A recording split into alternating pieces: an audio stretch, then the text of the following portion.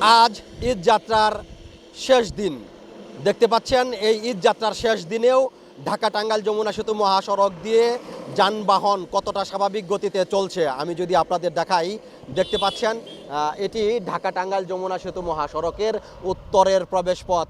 আর এই উত্তরের প্রবেশপথ দিয়ে অন্তত 22টি জেলার যানবাহন চলাচল করে।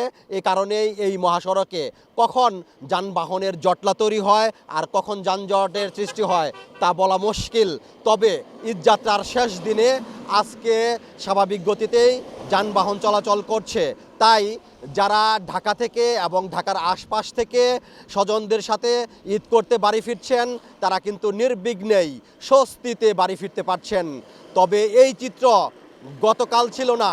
গতকাল এই মহাসড়কের ঢাকা থেকে ঢাকার গাজীপুরের চন্ডা পর্যন্ত যানবাহনের দীর্ঘ জটলা ছিল।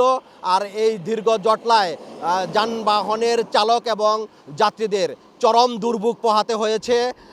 এই দুর্ভোগের কারণ হিসেবে যেটি জানা গিয়েছে যে এই মহাসড়কে হঠাৎ করেই যানবাহন অধিক পরিমাণ প্রবেশ করায় যানবাহনের যে যাত্রী এবং চালকরা রয়েছে তাদের এই দুর্ভোগ পোহাতে হয়েছে।